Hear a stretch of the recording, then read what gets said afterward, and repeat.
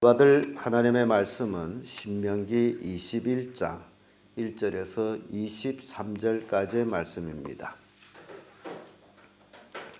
신명기 21장 1절에서 23절까지의 말씀 찾으셨으면 교독합니다. 제가 먼저 읽습니다. 내 하나님 여호와께서 내게 주어 얻게 하신 땅에서 혹시 피살한 시체가 들에 엎드러진 것을 발견하고 그 쳐 죽인 자가 누구인지 알지 못하거든. 너희 장로들과 재판장들이 나가서 그 피살한 곳에서 상인이 항상 이를 절제할 것이고 그 피살한 곳에서 제일 가까운 성읍 곧 성읍의 장로들이 아직 부리우지 아니하고 멍에를 매지 아니한 암송아지를 취하고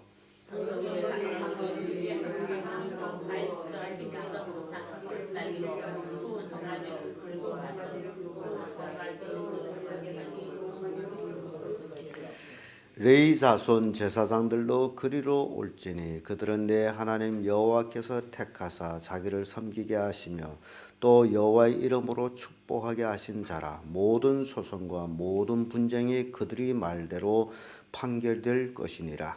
그 피살한 곳에서 제일 가까운 성읍의 모든 장로들은 그 골짜기에서 먹을 것 없는 암송아지 위에 손을 씻으며 말하기를 우리의 손이 이 피를 흘리지 아니하였고 우리의 눈이 이것을 보지 못하였나이다. 여호와께서 소명하신 주의 백성 이스라엘을 사시고 무죄한 피를 주의 백성 이스라엘 중에 머물러 두지 마옵소서 하면 그 피 흘린 죄가 사함을 받으리니 너는 이와 같이 여호와 보시기에 정직한 일을 행하여 무죄자의 피 흘린 죄를 너희 중에서 제할지니라. 내가 나가서 저들과 싸움을 향하여 하나님 여호와께서와 그를 위해 손에 손이 주시시고 내가 그를 살아서 위해 내가 만일 그 포로 중에 아리따운 여자를 보고 연련하여 아내를 삼고자 하거든 그를 위해 집으로 데려갈 것이요 그는 눈물을 흘리고 소설을 메고 또 포로의 의복을 벗고 내 집에 거하며 그 부모를 위하여 1개월 동안 애곡한 후에 내가 그에게 들어가서 그 남편이 되고 그는 내 아내가 될 것이요 그 후에 내가 그를 기뻐하지 아니하거든 그 마음대로 가게 하고 결코 거절하고 하지 말지라 내가 그를 역부에서 주 종으로 여기지 말지라. 어떤 사람이 두 아내를 두었는데 하나는 사랑받고 하나는 미움을 받다가 그 사랑받는 자와 미움을 받는 자가 둘 다 아들을 낳았다 하자 그 미움을 받는 자의 소생이 장자여든 자기의 소유를 그 아내에게 기업으로 당하는 날에 그 사랑을 받는 자의 아들을 장자를 삼아 장자도 미움을 받는 자의 아들을 없이 말고 반드시 그 미움받는 자의 아들을 장자로 인정하여 자기의 소유에서 그에게 두 몫을 줄 것이니 그는 자기의 기력이 시작이라 장자의 권리가 그에게 있음이니라. 사람에게 완악하고 폐역한 아들이 있어 그 아버지 말이나 그 아버지 말을 순종하지 아니하고 부모가 징계하여도 순종하지 아니하거든 그 부모가 그를 잡아가지고 성문에 이르러 그 성읍 장로들에게 나아가서 그 성읍 장로들에게 말하기를 우리 자신이 완악하고 폐역하여 우리 말을 듣지 아니하고 방탕하여 우리 자신 따라 하거든 그 성읍의 모든 사람들이 그를 돌로 쳐 죽일지니 이같이 내가 너희 중에 악을 제하라. 그리하면 온 이스라엘 듣고 두려워하리라. 사람이 만일 죽을 죄를 범함으로 내가 그를 죽여 나무 위에 달거든 다 같이 그 시체를 나무 위에 밤새도록 두지 말고 당일에 장사하여 내 하나님 여호와께서 내게 기업으로 주신 땅을 더럽히지 말라. 나무에 달린 자는 하나님께 저주를 받았음이니라. 아멘. 이 말씀으로 악을 제거하는 삶 이런 제목으로 말씀을 나누겠습니다. 이스라엘 백성은 하나님의 성민으로서 하나님의 주신 기업의 땅에서 살기 때문에 그 땅이 악에 물들고 무지한 피에 더러워지는 것을 하나님은 용납지를 않았습니다. 그러므로 이스라엘 백성은 스스로 자기들에게 존재하는 악들을 제거할 수 있는 그런 방편을 오늘 본문의 말씀을 통해서 우리에게 교훈하고 있습니다. 그럼 어떻게 그런 악들, 피 흘림을 제거할 수 있을까? 그 첫째가 미결 살인 사건에 대한 규례를 얘기하고 있습니다. 들에서 어떤 사람이 피살당했어요. 그런데 누가 죽였는지 알 수가 없어요. 그래서 그 해결 방법, 사람이 그 땅에 죽었으므로 그 땅에 피 흘린 죄가 남아있는데 어떻게 해결해야 되느냐라는 거죠. 우리는 창세기에 보면서 들에서 맞아 죽은 이제 가인의 동생 아벨을 생각하게 됩니다. 들에서 맞아 죽은 아벨, 형님한테 죽었어요. 그런데 그 시신을 어떻게 했다는 얘기는 없고 다만 들에서 맞아 죽었다라고 되어 있는데 결과적으로 그 피가 하나님께 호소합니다. 사람은 죽었음에도 불구하고 그 피가 하나님께 호소함으로 그 피로 인해서 가인이 저주를 받게 됩니다. 그와 똑같은 것으로 우리가 생각될 때에 누가 죽였는지 모르지만 그 시신이 성 밖에 들에 쓰러져 엎드러져 있었어요. 그렇다면 어떻게 해야 되느냐? 그래서 그 처리하는 방법은 이제 그 시신에서 가장 가까운 성읍을 재가지고 어디가 가장 가깝냐? 그런 가까운 성읍 장로들이 그 성읍에서 멍에를 매지 않은 암 송아지를 끌고 와서 그리고 그 송아지를 물이 흐르는 골짜기, 밭을 일굴 수 없는 또 심을 수 없는 그런 곳으로 끌고 가서 거기서 목을 꺾는다라는 것은 거기서 이제 잡는다라는 죽인다라는 거죠. 그리고 그 성읍 장로들이 다 그 송아지에 손을 씻으면서 하는 얘기가 참 재밌습니다. 지금 6절에서 이렇게 우리 보게 되면 그 피살된 곳에서 제일 가까운 성읍의 모든 장로들이 그 골짜기에서 목을 꺾은 암송아지 위에 손을 씻으면 뭐라죠? 말하기를 우리의 손이 이 피를 흘리지 아니하였고 우리의 눈이 이것을 보지 못하였나이다. 이게 즉 우리는 이 피에 대해서 무지합니다. 그런 얘기죠. 그런 의미에서 우리가 또 빌라도가 예수님을 이제 판결할 때에 유대인들이 또 고함쳐가지고 당신이 예수를 놓아주면 가이사의 충신이 아니다라고 할 정도로 유대인들이 과격하게 예수를 죽이려고 작정했어요. 그때 빌라도가 하는 얘기가 또 물을 갖다가 대에서 손을 씻으면서 나는 이 사람의 피에 상관없다. 이스라엘 백성들이 그 피를 우리와 우리 자손에게 돌리소서라고 고함치죠. 그래서 참 이 성경의 흐름을 보게 되면 누가 흘렸느냐에 따라서 그 피 흘린 자가 그 대가를 받는다라는 것을 보여줍니다.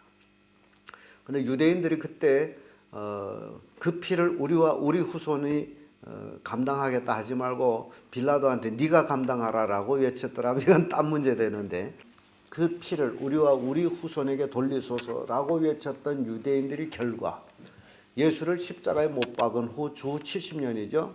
그때 로마 디도 장군이 예루살렘으로 쳐들어와 가지고 유대인을 100만 명을 학살합니다. 그 안식일 날에. 기가 막힌 숫자예요. 그것이 유대인들이 그 피를 우리와 우리 후손에게 돌리소서 하는 그 우리에게 당한 거예요. 우리라고 했던 그 피가 주 70년에 그들에게 당했고 우리 후손에게 돌리소서라고 외쳤던 것은 2차 대전 때 히틀러한테 600만 유대인들이 대학살을 당합니다. 이건 우리 후손에게 그대로 이루어진 거예요. 그래서 이 피의 대가는 용서받지 아니하고선 절대로 넘어가지 않는다라는 얘기입니다. 가인이 그 아벨을 죽은 피의 대가를 그가 감당했어요. 그가 저주받았어요. 유리한 자가 됐어요. 유대인들이 예수를 십자가에 못 박은 그 피의 죄가 우리와 우리 후손에게 돌리소서 한 그대로 이루어졌어요. 그러니 이 들에 무고한 시신이 엎드러져 있는데 그 피를 누가 감당하느냐라는 거예요. 죽었으니 피를 흘렸으니 감당해야 될 거 아니에요. 그래서 장로들이 가까운 장로들이 나와서 말하기를 손을 씻으면서 우리의 손이 이 피를 흘리지 아니하였고 우리 눈이 이것을 보지 못하였나이다. 여호와여 주께서 속량하신 주의 백성 이스라엘 사하시고 무죄한 피를 주의 백성 이스라엘 중에 머물러 두지 마소서 하면 그 피 흘린 죄가 어떻다? 사함을 받으라. 그러니까 그 피 흘린 죄를 여기에 머물러 두지 마옵소서. 우리 이 성에 머물러 두지 마. 그게 있으면 그 피로 인해서 하나님의 징벌을 받게 돼요. 이게 미결 살인 사건에 대한 그 이제 해결 방법의 규례를 얘기하고요. 그 피 흘린 그 죄를 머물러 두지 말게 하소서. 그러니까 그런 의미에서 볼 때 예수님께서는 사람을 미워하거나 형제를 미워하거나 라가라 욕하거나 그것은 살인죄라고 똑같이 얘기하죠. 그러면 우리 속에 무엇이 머물러 있지 말게 해야 됩니까? 미움이나 남을 욕하는 거나 이런 것들이 우리 마음에 머물러 있지 않도록 우리는 하나님께 기도해야 돼요. 그 미운 마음을 늘 품고 있으면 결국 그것이 내 몸의 병이 되는 거예요. 그 화병이라는 거죠. 성경은 이렇게 우리에게 자상히 가르쳐주고 있습니다. 그래서 여러분 절대 미운 마음을 두지 마세요. 여러분 미워한 데서 그 사람이 뭐 잘못되거나 그런 일은 없어요. 대신 자기가 잘못돼요. 그래서 하나님 앞에 기도할 때 혹시 미워하는 사람이 있다면 하나님 내 마음속에 이 미워하는 마음이 머물지 않게 해 주십시오라고 기도하세요. 결국 살인에 가까운 죄가 되기 때문에 그렇습니다. 그리고 이런 그 피를 우리에게 머물지 말게 하소서라고 하나님께 기도하고 이 일을 통해 가지고 9절의 말씀 보면 너는 이와 같이 여호와 보시기에 정직하게 일을 행하여 무죄자의 피 흘린 죄를 너희 중에 제할지니라. 그래서 정직이라는 단어가 나옵니다. 오늘날 예수 그리스도를 믿는 사람들이 매일같이 어떻게 되죠? 정직하게 하나님 앞에 바른 삶을 살라. 이게 우리에게 주는 교훈이에요. 두 번째로 포로와 장자에 대한 규례를 얘기하고 있습니다. 포로. 전쟁하다 보면 승리하게 되면 이제 노량물이 있습니다. 그 노량물 중에 물건도 있고 육축도 있고 뭐도 있어요? 사람도 있어요. 그래서 전쟁에 지면 참 비참해지는 그것이 여기에서 나타나는데 그거 똑같이 우리가 이 땅에 살아가면서 신앙생활 한다라는 것은 매일같이 악의 세력과의 싸움이에요. 매일매일입니다. 가족에 믿지 않는 사람이 있으면 그 싸움은 더 큽니다. 매일매일 이 싸움이에요. 이 싸움에서 승리하면 복이 되고 지게 되면 참 포로가 되는 전쟁의 포로. 그러니까 여러분들이 싸워서 이겼느냐 졌느냐 하는 것은 여러분이 누구의 포로로 살고 있느냐가 거기서 이제 구분이 납니다. 이해가 됩니까? 불신자 남편한테서 싸워서 지었다면 늘 남편한테 끌려다니는 포로가 돼버리는 거예요. 자기 주견도 세우지 못하고. 자식과도 마찬가지죠. 불신자의 자식들한테 믿음으로 싸워서 이겨야 되는데 지게 되면 늘 자식한테 끌려가고 자식 눈치 보고 부모라는 게 자식을 키워가지고 자식한테서 공경받는 것은 당연한 일임에도 불구하고 자식의 눈치를 흘끗 보고 소비돈은 주나 안 주나 그런 식으로 살아가서는 이 부모로서는 굉장히 잘못된 것이다. 담당하게 받아야 되죠. 왜냐하면 자식이 부모에게 공양할 의무가 있는데 성경책을 타고 네가 나를 공양하면 너 땅에서 잘 될 것이고 네가 안 하면 너 벌을 받을 것이다. 이런 말까지도 여러분 할 줄 알아야 돼. 성경 말씀 가지고. 그래서 부모 입장의 위치를 아주 정확히 세워놔야지. 늙다 보니까 돈을 자식한테 받다 보니 자식이 부모가 되고 부모가 자식이 돼버려. 이거는 윤리파괴가 아닙니까? 촌수 개판이 돼버리죠. 뭐 때문에? 돈 때문에. 이거는 있을 수 없는 일이야 하나님 앞에서는. 그러니까 여러분들이 이게 전쟁에서 승리를 해야 되는데 승리 못하면 포로가 되는 거예요. 여러분 믿음의 승리자가 되십시오. 이게 전쟁이라는 게 바로 그런 거예요. 근데 여기 실제적인 전쟁에서 패하면 포로가 되는데 가장 비참한 게 여자들이에요. 포로 중에 아리따운 여자가 굉장히 아름다운 여자가 있어요. 처녀가 있어요. 그래서 아내를 삼기를 원한다. 그러면 아내를 삼을 수 있다. 내 집에 데려다가 한 달 동안 부모를 위해서 울게 하고, 그러니까 전쟁 중에서 부모들이 어떻게 된 거예요? 죽었죠. 그러니까 남편이 됐다 할지라도 그 아내에게는 이 남편이 뭐가 됩니까? 원수예요, 원수. 자기 부모를 죽였잖아요. 근데 포로기 때문에 어쩔 길이 없다는 얘기죠. 한 달 동안 데려다가 부모를 위해서 곡하게 하고, 포로는 포로 옷이 있어요. 포로 옷. 그 옷을 입고 다니면 어디를 다니는지 그건 포로구나 이제 한눈에 알아보죠. 그 포로 옷을 벗기고 그 가족 식구로서의 맞이하고 그 한 달 통곡한 후에 결혼식이라는 얘기는 없고 그 얘기에 들어가서 남편이 되라. 그래서 이 남자들이 굉장히 나쁜 점이 있죠. 처음에는 이뻐서 그렇게 이제 자기 아내를 삼았는데 살다 보니까 실증이 나요. 그러니까 포로는 참 이게 너무너무 불행해요. 실증이 나면 어떻게 됩니까? 내보낼 수 있다라는 거예요. 제 동족과 결혼했을 적에는 절대 그럴 수가 없는데 이 포로에 대해서는 이런 내보낼 수 있다. 그런데 내보내되 팔지 말라. 자기 가고 싶은 대로 가게 내보내라. 종처럼 여기지 말라. 참 비참합니다. 포로 되게 되면 나가지 않으려면 어떻게 해야 될까요? 아주 남편을 생명같이 섬겨야 되겠죠. 이게 그래서 참 전쟁의 패배라는 것은 통곡스러운 겁니다. 여러분들이 믿음으로 승리자가 되기를 바랍니다. 그리고 나서 장자의 문제에 대한 이제 규례가 나오죠. 한 남편에게 두 아내가 있어요. 근데 한 아내는 아주 이뻐하고 한 아내는 미워해요. 근데 미워하는 아내에게서 아들이 먼저 났어. 자기가 좋아하는 여인에게서 후에 아이가 태어났어요. 그렇다 할지라도 네가 미워한 데서 그 아들을 차자로 만들지 말고 장자로 세워라. 그리고 장자의 그 명분은 아버지의 유산 2배를 가져요. 그 차자와 장자의 차이가 이렇게 큽니다. 그런데 이 모습을 보면서 우리는 이제 야곱을 생각하게 되죠. 야곱이 두 아내가 경쟁하다 보니 또 두 아내를 더 얻어서 야곱은 아내가 넷이 됐죠. 그런데 실제적으로 야곱이 사랑하는 여자는 라헬이었죠. 그런데 사랑하는 여자에게서는 아이가 없었고 자기가 슬 좋아하는 여자에게서는 아이가 줄줄줄줄 나오죠.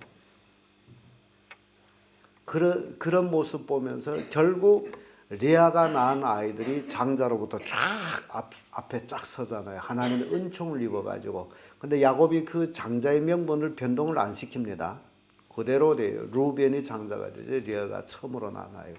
그럼에도 불구하고 그 루벤이 아비의 침상에 올라서 결국 장자의 명분을 뺏기고 참으로 야곱이 사랑했던 레아의 첫 아들 요셉이 라헬이 첫 아들 요셉이 결국 장자 명분이라는 거 없지만 장자의 직분을 행하는 모습을 봅니다. 그래서 사람이 장자를 세웠다 안 세웠다 그게 중요한 게 아니고 하나님 앞에 서는 것이 중요하다. 네가 미워한 데서 그 미워하는 여자의 아이를 차자로 삼지 말고 차서대로 하라라는 것을 우리에게 교훈을 주고 있어요. 그 다음에 끝으로는 가장 중요한 우리에게 적용할 수 없지만은 적용해야 될 그런 내용입니다. 말을 안 듣는 자식에 대한 규례죠. 자식 징계에 대한 규례입니다. 여러분 가정에도 그런 아들이 없기를 바랍니다. 18절에서 23절까지의 말씀 보면요. 18절에 이런 말씀 있죠. 사람에게 완악하고 패역한 아들이 있어 그 아베의 말이나 그 어미의 말을 순종치 아니하고 부모가 징책하여도 듣지 아니하거든. 이런 아들이 있죠. 부모 말을 안 듣는 아들이 있죠. 여러분 집에도 있습니까? 없습니까? 다행이네요. 있으면 어떻게 해야 되느냐? 19절에 그 부모가 그를 잡아가지고 그런 아들이 있으면 잡아가지고 성문으로 갑니다. 성문에 가가지고 성읍 장로들한테 그 아들을 고소하는 거죠. 이놈 아들이 어떻다? 순종치 아니하고 부모의 말에 순종치 하고 방탕하며 술에 잠긴 자라. 그러면 어떻게 하라? 그 성읍의 모든 사람이 그를 돌로 쳐 죽여라. 무섭죠? 쳐 죽이세요? 못 죽이죠. 아까워서. 근데 이스라엘은 그렇게 했어요. 신명기를 우리가 읽으면서 이 신명기는 하나님 말씀입니다. 근데 부모가 이 말씀을 누구한테 가르치는 거예요? 자식한테 가르치는 거예요. 야, 너 아비 어미 말을 듣지 않으면 이렇게 된다. 어찐다? 돌로 쳐 죽인다. 어찔래? 그러면 자식들이 어떻게 할까요? 죽이려면 죽여. 아마 여러분 자식 중엔 그런 자식이 있을 거예요. 그래 죽어 하고 성읍에 데리고 가서 돌로 쳐 죽여야죠. 유대인들은 이런 그 교육으로 인해 가지고 참 자식들이 부모에게 공손하게 섬겨요. 근데 우리 부모들은 그런 교육을 안 했으므로 자녀들이 커가지고 뭐 집안 먹고 컸다고 부모를 괄시하는 자식들이 참 많습니다. 이게 이제 우리와 유대인들의 차이입니다. 우리 부모들은 사랑할 줄을 아는데 뭘 몰라요? 징계를 몰라요. 그래서 오냐자식을 만들었고 그 자식한테 나중에 눈물을 흘리는 부모가 됩니다. 유대인들은 그렇지 않아요. 죽여라. 돌로 쳐 죽여라. 그러니 온 성읍 사람들이 돌로 쳐 죽였다. 아무개네 아들이 돌에 맞아 죽었다. 소문날 거 아닙니까? 왜 죽었어요? 어미 말에 아비 부모의 말에 순종 안 하고 방탕하고 늘 술에 잠겨 있었더니 온 동네 사람들이 돌로 쳐 죽였다. 소문이 쫙 나죠. 그러면 자식된 자식들이 부모의 자식된 애들이 그걸 보고 들을 거 아닙니까? 그러면 아주 두려워서 벌벌 떨게 되는 거죠. 이게 교훈이라는 거예요. 여러분들도 이 말씀을 일찍 알았더라면 참 좋았겠죠. 그래서 성경 자꾸 읽어라 하는데 읽지 않아가지고 이렇게 귀중한 말씀 있는 걸 모르고 지나가 버린단 말이죠. 그리고 나서 혹시 죄 지은 자들을 이제 나무에 다는 것이 있어요. 십자가만 있는 게 아니라 이때도 있었습니다. 나무에 달아 죽였게 되면 죽이면 그 날에 시신을 치워라 라는 규례가 있어요. 이미 나무에 달린 자가 저주받은 자인데 그날 당날로 치워라. 하나님의 저주를 받았습니다. 이 모든 것들은 바로 하나님의 주신 기업의 땅을 더럽히지 않게 하기 위해서요. 하나님의 주신 신성한 기업을 깨끗하게 유지하기 위한 이스라엘 백성들이 삶이에요. 우리도 그런 의미에서 생각할 때 우리가 이 땅에서 살아가면서 우리도 하나님께로부터 기업을 물려받았습니다. 그것이 하늘나라죠. 하늘나라에 누가 갑니까? 여러분 내가 갑니다라고 해야지. 하늘나라 누가 갑니까? 내가 가기 때문에 이 몸은 굉장히 중요한 몸이라는 거죠. 예수님이 성령이 거하는 전인 줄 알지 못하느냐라고 우리에게 바울은 분명히 말씀해요. 우리 이 몸에 누가 거해요?